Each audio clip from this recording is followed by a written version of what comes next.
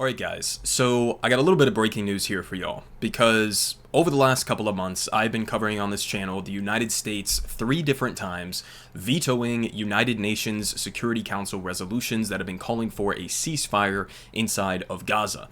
Now, my most recent video a couple days ago, we talked about how it was actually Russia and China, and I believe also Algeria, that went against the US-backed proposal for a ceasefire, which, as I covered in my last video, I don't really think was a legitimate ceasefire proposal. It was essentially trying to get the UNSC to be subservient to the Biden administration's approach to getting a temporary ceasefire, mostly along Israel's designated lines.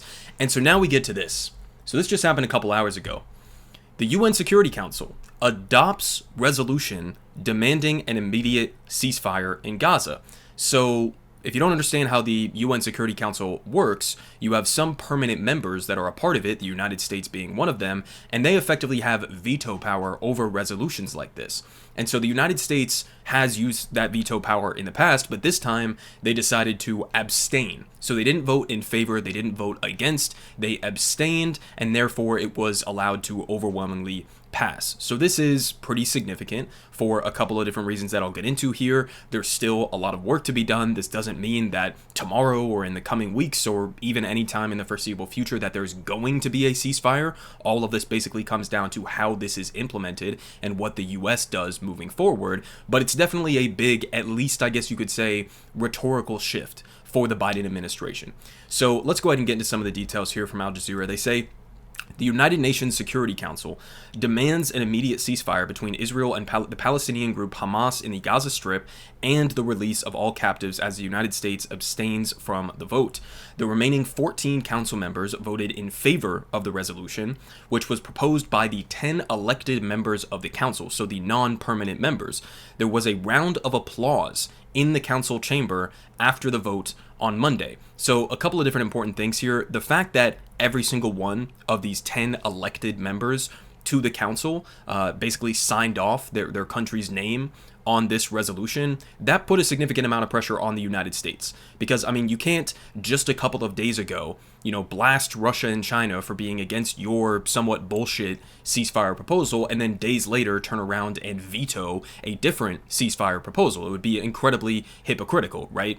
And so the fact that these 10 elected members of the council, all signed off on this unanimously, it puts the United States in a difficult position given the short window between these couple of votes here. Now, in terms of the applause, I'm going to show you guys this video here. It was tweeted out by Trita Parsi.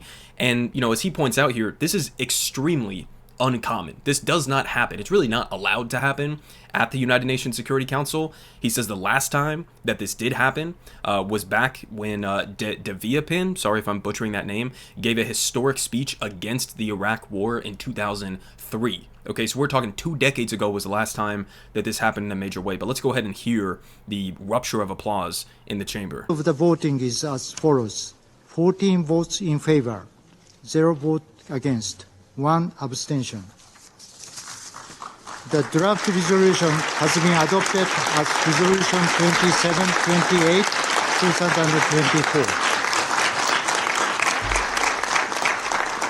So again, I mean, pretty momentous thing there. The fact that everybody is, basically applauding, given how frustrated they've been with the United States vetoing 3 different resolutions in the past and being, such an obstructionist force throughout this process. Getting a ceasefire resolution is typically, as I understand it at least, like one of the first things that happens, when any war is launched like this. And so it really is like the bare minimum if we're talking about having a functional body of international law. I mean, this is like, yeah, we demand a ceasefire in the midst of what is a plausible genocide according to the ICJ, the highest court in the world. Calling for an immediate ceasefire is pretty much the bare minimum. But you can see, based on the fact that they all, erupted into applause, that a lot of people were frustrated with the fact that this wasn't something that happened a long time ago, and it should have been something that happened a very long time ago. So they continue here in the Al Jazeera article saying, The resolution calls for an immediate ceasefire for the Muslim fasting month of Ramadan, which ends in 2 weeks, and also demands that Hamas free captives seized on October 7th when it led attacks on Israel. So there's an important part of this, and I'm going to link down this in the description below, the full text of the actual resolution, because the language that is used here is pretty important. And so how this basically differs from the US resolution that was vetoed a couple of days ago is that this is saying Hamas needs to free the hostages that it has, and Israel, there needs to be a ceasefire, essentially. Israel needs to halt their offensive, at least for the remainder of Ramadan, which granted is an incredibly short time period. There's no guarantee that that's even going to be implemented, and there's no guarantee that that would be able to be transitioned towards a lasting ceasefire. So we understand all of those caveats, but the difference is that the US-led resolution that failed a couple days ago was trying to link these two things together, meaning they were basically going with the Israeli-motivated line of saying, until Hamas gives back all of the hostages, then there can be no ceasefire. And it also was calling for strong language to endorse, unilaterally endorse the Joe Biden approach to negotiating this ceasefire. And this basically says, yes, the hostages need to be returned. Yes, there needs to be an immediate ceasefire, but we're not making one of those contingent on the other, if that makes sense. So they continue down here, saying that the U.S. had repeatedly blocked Security Council resolutions that put pressure on Israel, but has increasingly shown frustration with its ally as civilian casualties mount, and the UN warns of an impending famine in Gaza. And so they say, speaking after the vote, U.S. Ambassador Linda Thomas-Greenfield blamed Hamas for the delay in passing a ceasefire resolution. Kind of an interesting statement. She said, "We did not agree with everything in the resolution," which is why she said that the U.S. abstained from the vote. I'm not really understanding what exactly she meant by Hamas is responsible for a delay in the ceasefire resolution. I guess her argument is that they didn't unilaterally give back all of the hostages, and so that's been what's blockading a ceasefire resolution. Has nothing to do with Israel's relentless bombing of innocent men, women, and children. Israel, of course, according to the United States, basically never has any agency, regardless of the situation. But she also said certain key edits were ignored, including our request to add a condemnation of Hamas, okay? Which is kind of a bizarre request, because there have been previous resolutions condemning Hamas, some of which are some that the United States actually voted against. So it's not as if like the United Nations or the Security Council is some like pro-Hamas entity in any way, shape, or form. So kind of a bizarre thing to insist on adding there if you're actually trying to get a ceasefire resolution passed. But we move on to some other interesting parts of this. They say, the White House said that the final resolution did not have language that the U.S. considers essential, and its abstention does not represent a shift in policy.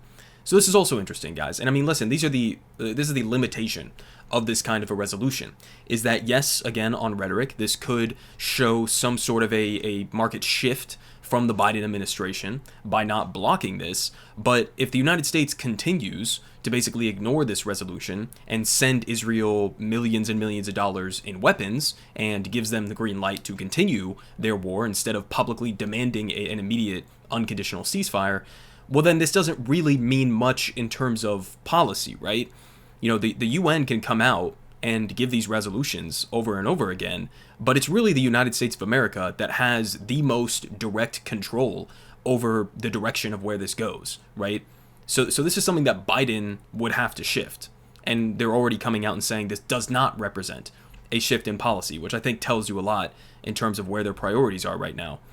Now, of course, even with that statement there, that it does not represent a shift in policy, you still had the Israeli Prime Minister Benjamin Netanyahu's office said that the U.S. failure to veto the resolution is, quote, a clear retreat from its previous position and would hurt war efforts against Hamas, as well as efforts to release Israeli captives held in Gaza. I mean, I've talked about the proposals that Hamas has put forward in the past that, as a part of a long-term ceasefire deal, would have resulted in the hostages being returned to Israel. So the biggest blockade to get some sort of a deal to get the hostages returned as safely and quickly as possible, the biggest blockade to that is actually the Netanyahu government. And maybe not even Netanyahu himself, but his need to want to keep his coalition, which is made up of extremely far-right ministers, even for Israel, to keep it from splintering apart. And so you have guys like Itamar Ben-Gvir and Bezalel Smotrich who are totally adamant against any sort of a even temporary ceasefire, to get the hostages returned. They would much rather continue the onslaught on Gaza, even if that means sacrificing the hostages that are still there. And so that's why there's been such a halting of any sort of movement forward on that front. But they say his office also said that Netanyahu will not be sending a high-level delegation to Washington, D.C. So they're pulling a delegation that they were planning on sending over the U.S. abstaining, not even voting in favor of, abstaining on a vote, calling for a ceasefire in Gaza and the return of all hostages, by the way. So, obviously, pretty pissed about this, right? Which is also kind of incredible because, who the fuck does Israel think that they are? To come out and get mad at us, to pull a delegation from us, the country that has been, their most undying supporter over the last 6 months and over the last years, right?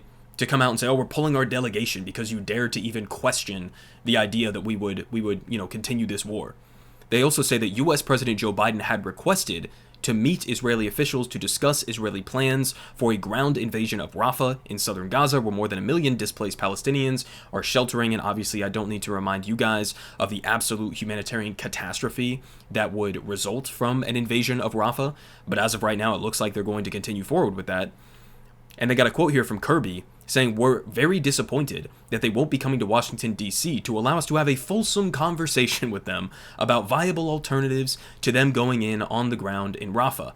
He said senior U.S. officials would still meet for separate talks with Yoav Gallant, who's the Minister of Defense of Israel, and he's currently in Washington, and they're having these discussions on issues including the captives, humanitarian aid, and protecting civilians in Rafah. So they're still having meetings with the defense minister, but now Netanyahu's pulling some, other high-level delegation as sort of a fuck you to the Biden administration, to our UN delegation, and now the U.S., of course, is, like the absolute cowards that they are, saying, oh, we're disappointed, we're not going to have these fulsome conversations with you about the invasion of Rafah. What you'll notice here is that there still is no leverage being deployed, right? I guess you could say rhetorically leverage is being deployed somewhat now at the United Nations by allowing that resolution to pass, but you can't just have fulsome conversations with a partner in Israel that has no intention of giving a single solitary fuck what you have to say. You have to use the leverage, primarily the weapons that you're giving them under the table right now, use that leverage over them if you want a shift in policy. They're not willing to do that.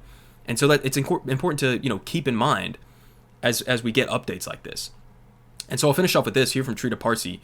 He says, the bottom line, all of the domestic pressure on Biden to stop blocking a ceasefire is having an impact. The pressure is working. Without it, Biden would have vetoed today's resolution. But Biden stopping to block a ceasefire is not the same as helping to implement it. More is needed. And he's 100% correct. And that's basically where I'm going to leave off today.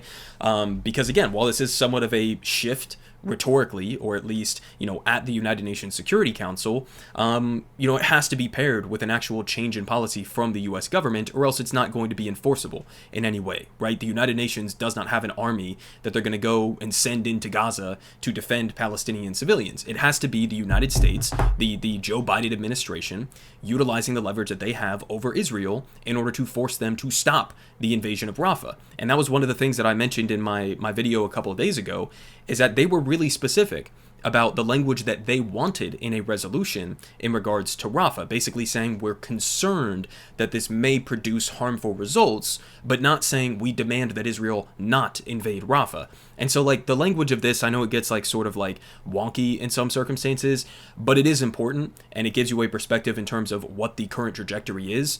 And, as Trita Parsi was just pointing out there, clearly pressure, at least to some extent, even on an issue like this, where it feels like all of the protests, all of the marches, all of the voting uncommitted and all of that, it seems like it's not changing anything.